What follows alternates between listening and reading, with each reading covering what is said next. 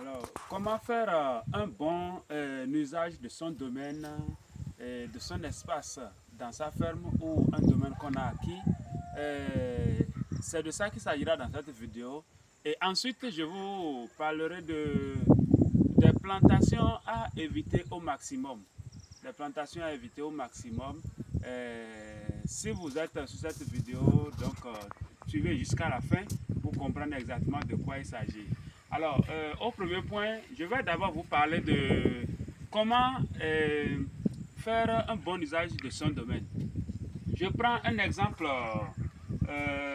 de quelqu'un qui veut préparer sa retraite et qui a acheté un domaine de 2 hectares.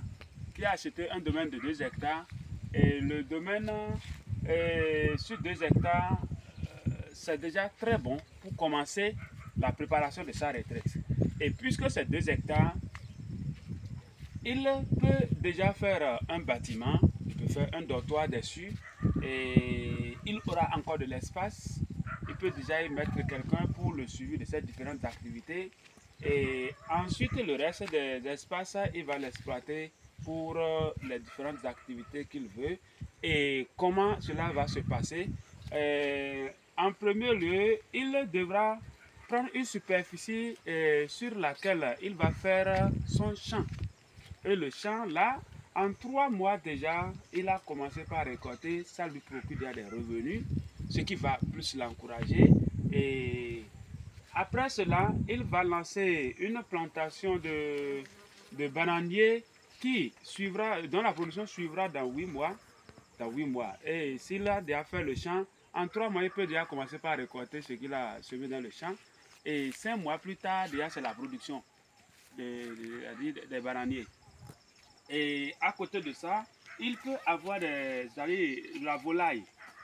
Il peut avoir de la volaille à côté. Et ça sera en train d'évoluer aussi à côté. Et progressivement, un peu, il peut avoir des revenus là. Et le temps d'améliorer les choses. Alors, il ne faut pas prendre des domaines de 1 hectare. Quand je parle de 1 hectare, bon, l'appellation n'est pas la même un peu partout. Je vais parler de 100 mètres sur 100. Ça fait 10 000 mètres carrés. Quand vous voulez créer une ferme pour la retraite, il faut prendre minimum 200 mètres carrés, c'est-à-dire 200 mètres sur 200 mètres. Ça fait 2 hectares. Et quand vous prenez 2 hectares, là vous avez vraiment la superficie qui va vous permettre de vous lancer et être plus ou moins à l'aise. Mais quand c'est 1 hectare, vous serez très limité par la surface et comme ça, vraiment vous serez bloqué. Alors que quand on lance des activités comme ça, quand ça prend et vous êtes limité par l'espace, les voisins savent que vraiment vous avez besoin d'espace et vous voulez un domaine juste à côté de vous, ça devient compliqué. Soit on refuse de vous vendre ou bien on vous vend ça très cher. Voilà pourquoi il faut commencer avec au moins 2 hectares. Là, vous êtes sûr que cet espace va vous suffire. Et après cela, bon, si vous avez les moyens, vous pouvez prendre jusqu'à 3, 4, 5 hectares. Mais le minimum, c'est 2 hectares. C'est ça que moi, je recommande aux gens. C'est ça que je recommande aux gens. Et c'est avec ça que j'ai commencé ici. Au départ, j'ai pris 2 hectares. Et comme ça, j'ai lancé mes activités. Et vraiment, c'est relax. Alors, je vais parler maintenant du second point où je suis en train de dire qu'il faut éviter certaines plantations. Je vais parler de quelle plantation? Vous voyez, quelqu'un qui a 2 hectares par exemple, ou bien 1 hectare, ou bien 3 hectares, 4 hectares, 5 hectares. Et il prend peut-être des mélénas, ou bien, je vais prendre l'exemple de celui qui a 2 hectares. Il prend les mélénas et il met sur les 2 hectares. Alors qu'il n'a plus haute superficie là. Il n'a plus autre domaine ailleurs. C'est les 2 hectares là qu'il a. Et il met les mélénas ou bien il met les tecs sur les 2 hectares. Alors, vous êtes d'accord avec moi que quand il va, même si tout à l'heure il dit qu'il n'a pas de projet d'abord d'exploitation, mais quand vous faites comme ça, vous créez une certaine souffrance après. Parce que les tecs que vous aurez mis, d'abord les tecs appauvrissent le sol, les mélénas appauvrissent le sol. Quand vous les mettez là, vous venez maintenant, vous avez rencontré un bon projet, vous avez un peu de moyens, vous voulez lancer une ferme, vous voulez créer la ferme là. les tecs sont déjà là et c'est grand. D'abord, vous faites comme ça, il n'y a pas de bâtiment là, il n'y a personne là. Quand vous faites ça, vous ne pouvez pas suivre cette plantation là normalement. Non. Parce que quand vous mettez ça là, soit les bœufs au passage vont détruire vos plants, ou bien les gens vont couper ces plants là. Et quand vous allez revenir en saison sèche, personne n'est là pour me cadrer ça avec les feux de brousse. Donc, quelques temps plus tard, vous venez constater des dégâts alors que vous avez dépensé sérieusement pour ça. Quand vous voulez faire une plantation de teck, méléna et anacardier, de nos jours, ce qu'il faut faire, c'est quoi? Tenez compte de votre superficie d'abord.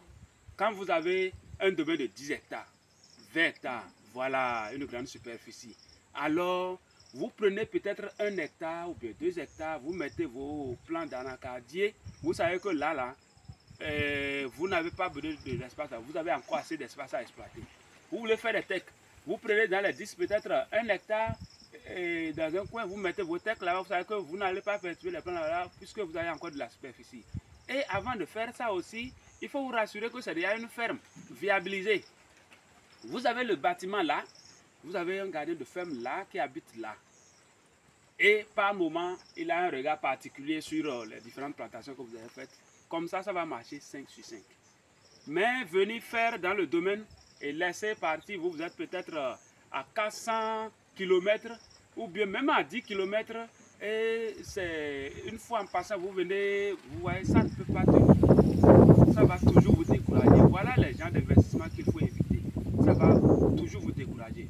Mais quand vous avez déjà une présence humaine dessus et vous avez une grande superficie, vous prenez une portion, vous faites votre plantation.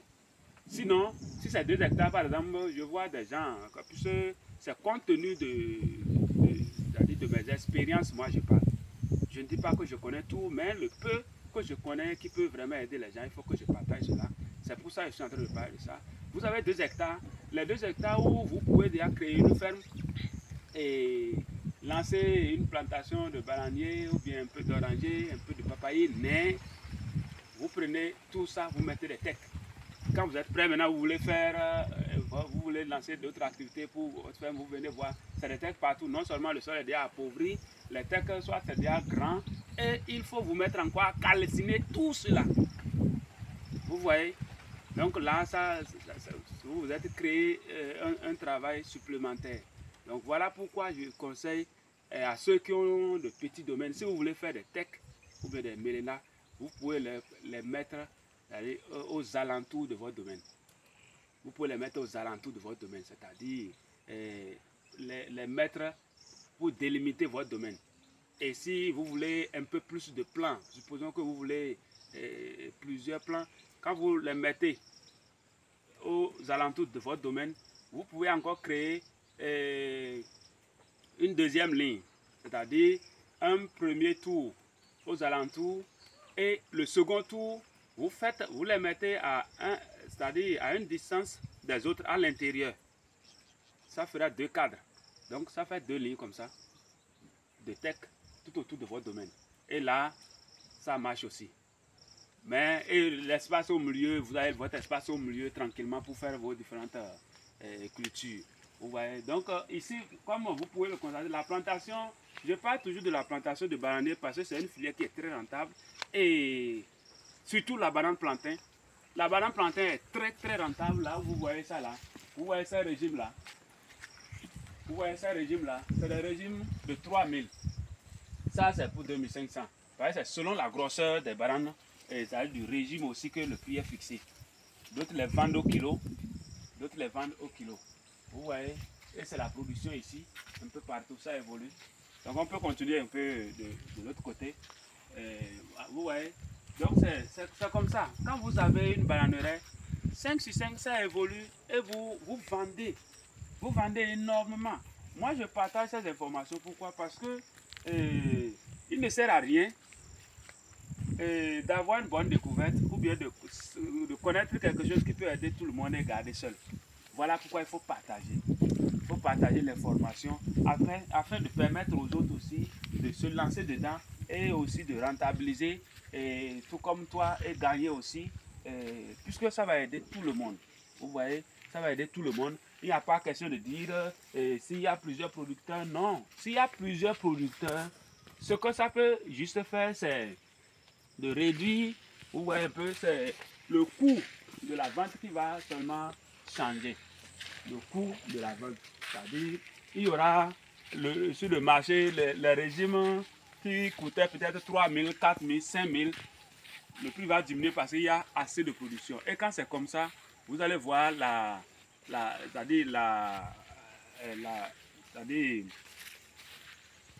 prix changent, les prix diminuent et il y a l'exportation maintenant qui vient. Donc merci beaucoup, merci de m'avoir suivi. Moi c'est Monsieur Toumouda Godele, je suis consultant agricole, technicien spécialiste en plantation de bananiers et je suis gestionnaire international des projets de bananiers. Lorsque les personnes ont des domaines, des fermes à faire des plantations de bananiers, moi je leur fais ça tout fait, c'est-à-dire je jette les plants et la plantation et tout, et je vais sur le site, on veut leur faire la mise en terre et on remplace les plants gratuitement après la mise en terre. Donc merci de m'avoir suivi et si vous avez aimé, veuillez bien partager l'information afin que nos semblables aussi puissent avoir l'information parce que vous savez que c'est-à-dire pour investir, c'est l'idée qui compte.